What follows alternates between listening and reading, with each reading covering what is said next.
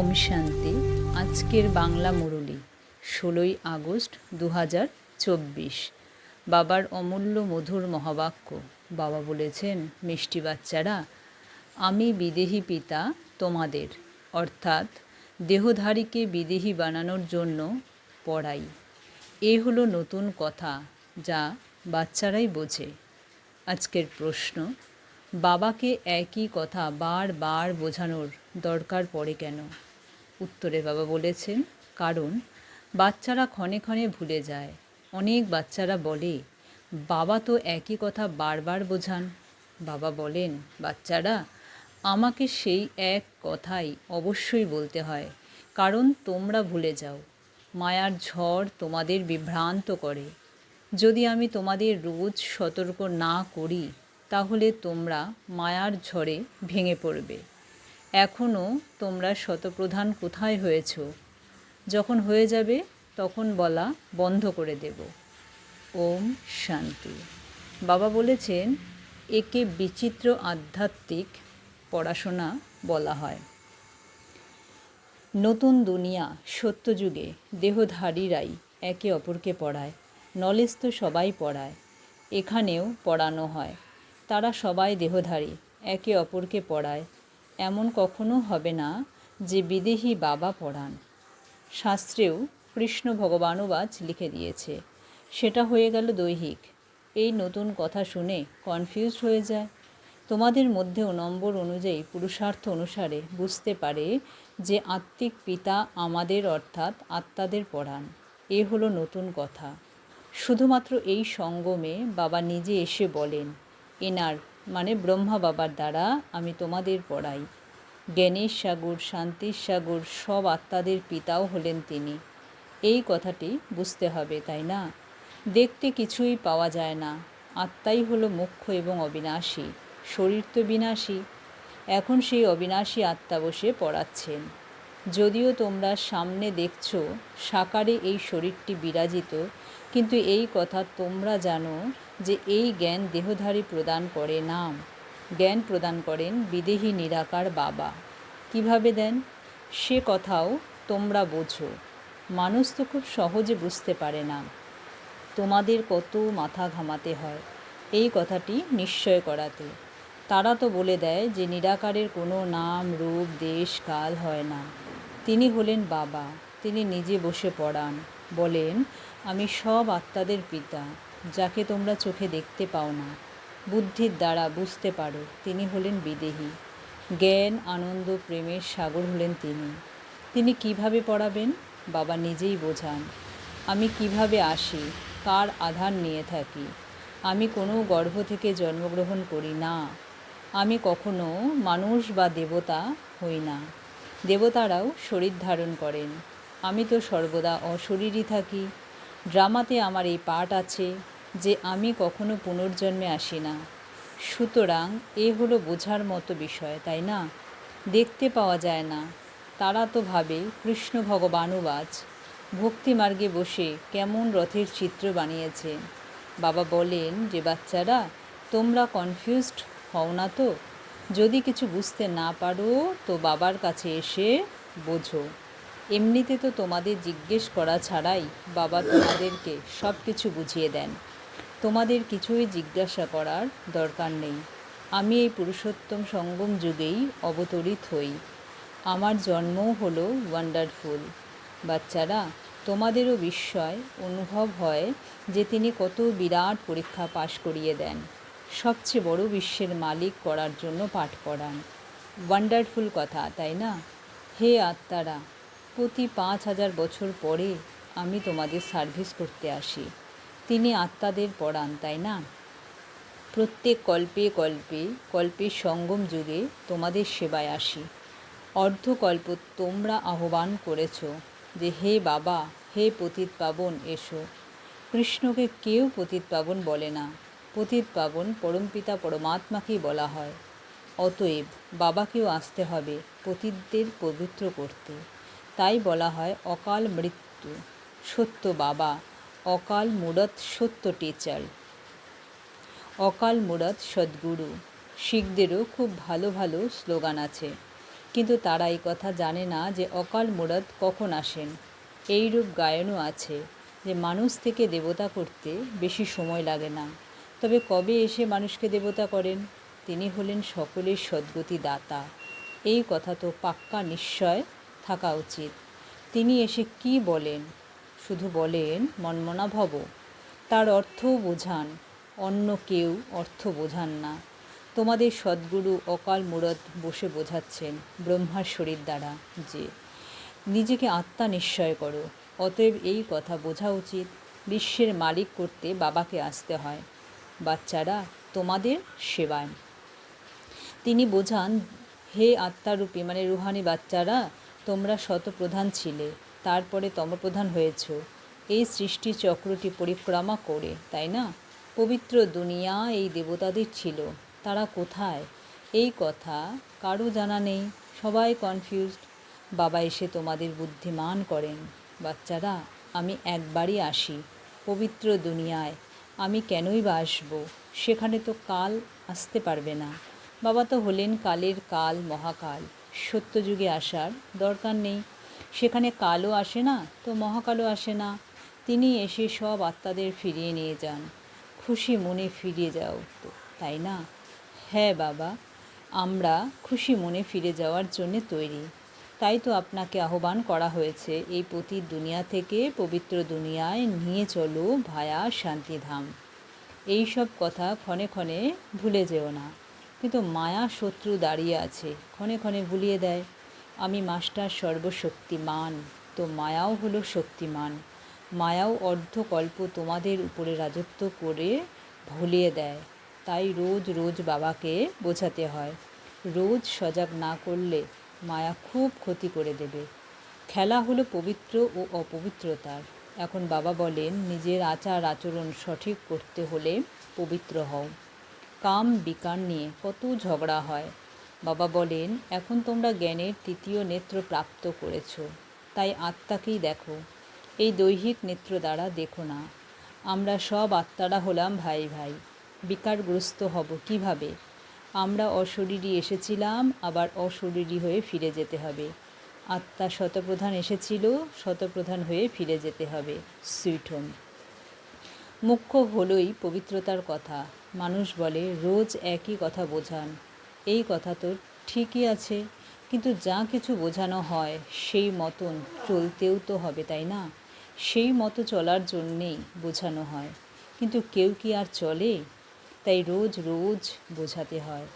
এমন কি আর বলে, বাবা তুমি রোজ যে কথা বোঝাও সেসব আমরা ভালোভাবে বুঝে নিয়েছি, এবারে আমরা তমপ্রধান থেকে শতপ্রধান হয়ে যাব, তুমি মুক্ত। এমন কি কেউ বলেছে?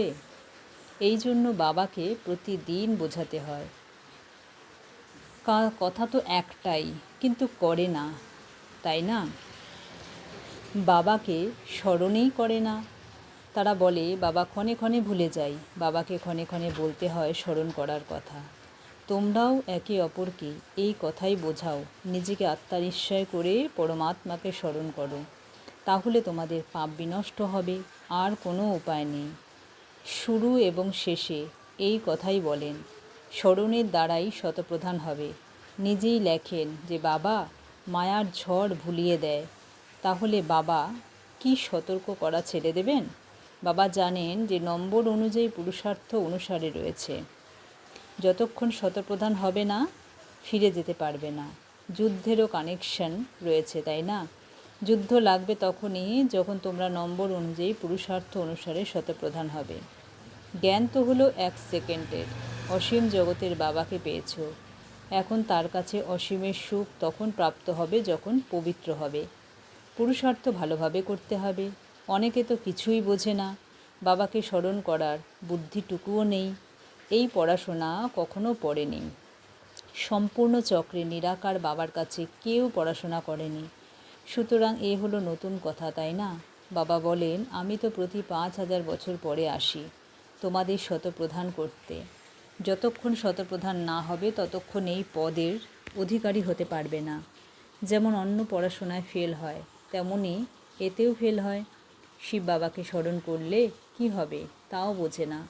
পিতা হলেন তিনি, তো অবশ্যই পিতার কাছে স্বর্গের উত্তরাধিকার প্রাপ্ত হবে। বাবা একবারই বোঝান, যার দ্বারা তোমরা দেবতায় পরিণত হবে। তোমরা দেবতা হবে, তারপরে নম্বর অনুসারে সবাই আসবে পাঠ করতে। এত সব কথা বৃদ্ধাদের বুদ্ধিতে থাকে না। তাই বাবা বলেন, নিজেকে আত্মানিশ্চয় করে বাবাকে নিঃস্মরণ করো। শুধুমাত্র শিব বাবাই হলেন সকল আত্মাদের পিতা। শরীরের পিতা তো সবার নিজস্ব আছে। শিব বাবা তো হলেন নিরাকার। তাকে স্মরণ করতে করতে পবিত্র হয়ে শরীর ত্যাগ করে পুনরায় বাবার কাছে ফিরে যেতে হবে। বাবা অনেক বোঝান, কিন্তু সবাই একরস বা একরকম বুঝতে পারে না, মায়া ভুলিয়ে দেয়। একেই যুদ্ধ বলা হয়। বাবা কত ভালোভাবে বসে বোঝান, কত কথা স্মরণ করিয়ে দেন। মুখ্য যা যা ভুল হয়েছে সেসবের লিস্ট বানাও। যেমন তার মধ্যে একটা হলো বাবাকে সর্বব্যাপী বলা। ভগবানুবাচ, আমি সর্বব্যাপী নই। সর্বব্যাপী হলো 5 বিকার। এই হলো সবচেয়ে বড় ভুল। গীতায় ভগবান কৃষ্ণ নয়, পরমপিতা পরমাত্মা শিব। এই ভুলগুলি ঠিক করে নিলে দেবতায় পরিণত হবে। কিন্তু এমন করে কোনো বাচ্চা লেখেনি যে এমন করে আমরা বুঝিয়েছি যে এই ভুলগুলির জন্যেই ভারত পবিত্র থেকে পতিত হয়েছে, সেসবও বলতে হবে। ভগবান সর্বব্যাপী কিভাবে হবেন? ভগবান তো হলেন এক, তিনি হলেন সুপ্রিম পিতা, সুপ্রিম টিচার, সুপ্রিম সদ্গুরু। কোনো দেহধারীকে সুপ্রিম ফাদার, টিচার, সদ্গুরু বলা যাবে না। কৃষ্ণ হলেন সম্পূর্ণ সৃষ্টিতে সর্বোচ্চ। যখন সৃষ্টি শতপ্রধান হয় তখন তিনি আসেন, তারপর শত স্থিতিতে রাম, তারপরে নম্বর অনুসারে নিজ সময় আসবে। শাস্ত্রে দেখানো হয় সকলের বিকার গ্রহণ করে কণ্ঠ কালো মানে নীল হয়ে গেছে। কিন্তু এখন বোঝাতে বোঝাতে গলা শুকিয়ে যায়। কথাটা কত ছোট্ট, কিন্তু মায়া খুবই সাংঘাতিক। প্রত্যেকের নিজেকে জিজ্ঞাসা করা উচিত যে আমরা এমন গুণবান শতপ্রধান হয়েছি। বাবা বোঝান যে যতক্ষণ বিনাশ হবে না ততক্ষণ তোমরা কর্মাতীত অবস্থা প্রাপ্ত করবে না। যতই মাথা মারতে থাকো, সারা সময় শিব বাবাকে বসে স্মরণ করো, আর কোনো কথা বলো না। শুধু এই যে বাবা, আমি যুদ্ধের আগে কর্মাতীত অবস্থাটি প্রাপ্ত করে দেখাবো। এমন যদি কেউ থাকে, এমন ড্রামায় হতে পারে না। প্রথম নম্বরে তো একজনই যাবে। ইনিও বলেন আমাকে কত মাথা ঘামাতে হয়, মায়া তো আরও শক্তিশালী হয়ে আসে। বাবা নিজে বলেন যে আমার পাশে তো শিব বাবা বসে আছেন, তবুও আমি স্মরণ করতে পারি না, ভুলে যাই। বুঝতে পারি শিব বাবা আমার সঙ্গে আছেন, তারপরে আমাকেও তো স্মরণ করতে হয়, যেমন তোমরা করো। এমন নয় যে আমি তো সঙ্গে আছি, এই কথায় খুশি হব। বাবা বলেছেন না, আমাকেও বলেন নিরন্তর স্মরণ করো, সঙ্গী আমার, তুমি তো শক্তিশালী। তোমার সামনে মায়ার ঝড় আরও বেশি আসবে। তা না হলে বাচ্চাদের বোঝাবে কিভাবে? এই সব ঝড় তোমার কাছে তো আসবেই। আমি শিব বাবার এত কাছে বসেও কর্মাতীত অবস্থা প্রাপ্ত করতে না পারলে অন্য আর কে করবে? এই লক্ষ্য খুব উচ্চ। ড্রামা অনুযায়ী সবাই পুরুষার্থ করে। যদি কেউ এমন চেষ্টা করে দেখায় যে বাবা আমরা আপনার আগে কর্মাতীত অবস্থা প্রাপ্ত করে দেখাবো, এমন হতে পারে না। এই ড্রামা তো হলো পূর্বনির্মিত। তোমাদের অনেক পুরুষার্থ করতে হবে। মুখ্য কথা হলো ক্যারেক্টারের। দেবতাদের ক্যারেক্টার আর পতিত মানুষের ক্যারেক্টারের মধ্যে অনেক তফাৎ। শিব বাবা তোমাদের বিকারী থেকে নির্বিকারী করেন। অতএব এখন পুরুষার্থ করে বাবাকে স্মরণ করতে হয়, ভুলে যেও না। যদিও অবলা নারীরা পরের বশে অর্থাৎ রাবণের বশে রয়েছে, তো তারা কি আর করবে? তোমরা হলে রাম ঈশ্বরের বশে, তারা হলো রাবণের বশে। সুতরাং যুদ্ধ চলতেই থাকে, যদিও রাম ও রাবণের যুদ্ধ হয় না। বাবা বাচ্চাদের অর্থাৎ তোমাদের ভিন্ন ভিন্ন প্রকারে বোঝান। মিষ্টি মিষ্টি বাচ্চারা, নিজেকে সংশোধন করতে থাকো। রোজ রাতে কর্মের চার্ট দেখো। সারাদিন কোনো রকম আসুরি ব্যবহার করেছে কি? বাগানে ফুল তো নম্বর অনুসারেই হয়, দুটি একই রকম হতে পারে না। সব আত্মারা নিজের নিজের পার্ট পেয়েছে। প্রত্যেক আত্মারূপী একটার পার্ট প্লে করতে থাকে। বাবাও এসে স্থাপনার কার্য সম্পন্ন করেই ছাড়েন। প্রতি 5000 বছর পরে এসে বিশ্বের মালিক করেন। তিনি হলেন অসীম জগতের বাবা। তো অবশ্যই নতুন দুনিয়ার উত্তরাধিকার দেবেন। আচ্ছা, মিষ্টি মিষ্টি হারানিধি বাচ্চাদের প্রতি মাতা পিতা বাপদাদার স্মরণে স্নেহ সুমন আর সুপ্রভাত। আত্মাদের পিতা তার আত্মারূপী বাচ্চাদেরকে জানাচ্ছেন নমস্কার, আর আত্মারূপী বাচ্চারা তার আত্মারূপী বাচ্চার পিতাকে জানাচ্ছেন নমস্কার। ধারণার জন্য মুখ্য সার 1 নম্বরে বাবা বলেছেন, জ্ঞানের তৃতীয় নেত্রের দ্বারা আত্মাকেই দেখতে হবে, দৈহিক চোখ দিয়ে দেখবেই না, অশরীরী হওয়ার অভ্যাস করতে হবে। 2 নম্বরে বাবা বলেছেন, বাবার স্মরণের দ্বারা নিজের দৈবিক ক্যারেক্টার বানাতে হবে, নিজেকে জিজ্ঞাসা করতে হবে যে আমি কতখানি গুণবান হয়েছি, আমি সারাদিনে আসরি আচরণ করিনি তো। আজকের বরদান দিয়েছেন বাবা, সদা কেয়ারফুল থেকে, মায়ার রয়্যাল রূপের ছায়া থেকে সেফ থাকা, মায়াপ্রুফ ভব। বিস্তারে বাবা বলেছেন, বর্তমান সময়ে মায়া রিয়েল বোধকে, অনুভবের শক্তিকে অদৃশ্য করে দিয়ে রঙকে রাইট অনুভব করায়। যেরকম কেউ জাদুমন্ত্র করে তো পরবশ হয়ে যায়, সেই রকম রয়্যাল মায়া রিয়েলকে বুঝতে দেয় না। সেই জন্য বাপ দাদা অ্যাটেনশনকে ডবল আন্ডারলাইন করাচ্ছেন। এমন কেয়ারফুল থাকো যে মায়ার ছায়া থেকে সেফ থেকে মায়া প্রুভ হয়ে যাও। বিশেষ মন বুদ্ধিকে বাবার ছত্র ছায়ায় নিয়ে এসো। আজকে স্লোগান দিয়েছেন বাবা, যারা সহযোগী তাদের দেখে অন্যদেরও যোগ সহজেই লেগে যায়। ওম শান্তি।